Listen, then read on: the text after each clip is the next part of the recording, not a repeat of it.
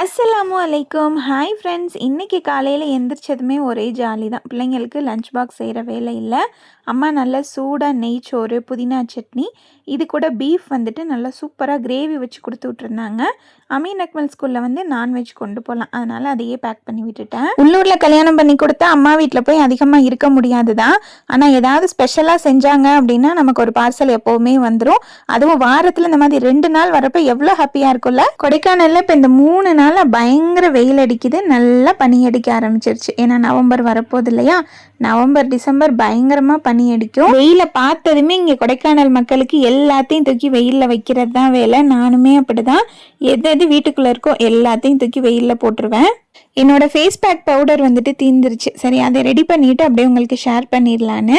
பச்சைப்பயிர் வந்துட்டு ஒரு 3/4 டம்ளர் எடுத்துக்கோங்க. 1/2 டம்ளர் பாதாம், 1/2 டம்ளர் வந்துட்டு ஓட்ஸ் எடுத்துட்டு இதை நல்லா பவுடர் பண்ணிக்க போகிறோம். கொஞ்சம் வெயிலில் காய வச்சுட்டு அரைச்சிங்க அப்படின்னா கொஞ்சம் ஈஸியாக அரைச்சிருக்கும். நான் வெயிலில் காய வைக்காமல் அரைச்சேன், அதனால் கொஞ்சம் திட்டாறு இந்த மாதிரி இருந்துச்சு. ஒரு தடவை அரைச்சிட்டு திரும்ப அதை நல்லா சலிச்சிட்டு மேலே கொஞ்சம் தரலாக இருக்கும் பார்த்தீங்களா, அதை திரும்ப வந்து மிக்ஸி ஜாரில் போட்டு அரைச்சிட்டேன். இந்த ஃபேஸ் பேக் தான் பார்த்தீங்கன்னா நான் ஒரு 2 இயர்ஸாகவே யூஸ் பண்ணிகிட்டு இருக்கேன். ரொம்ப நல்லாயிருக்கும்.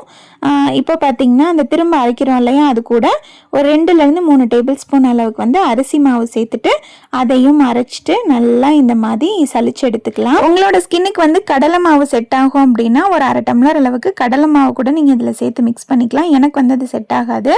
இப்போ அந்த ஃபேஸ் பேக் எப்படி போடணும்னா 2 டீஸ்பூன் இந்த பவுடர் எடுத்துக்கோங்க. இது கூட கொஞ்சமாக தக்காளி பழச்சாறு, அதுவுமே உங்கள் ஸ்கின்னுக்கு செட் ஆகும்னா எடுத்துக்கோங்க.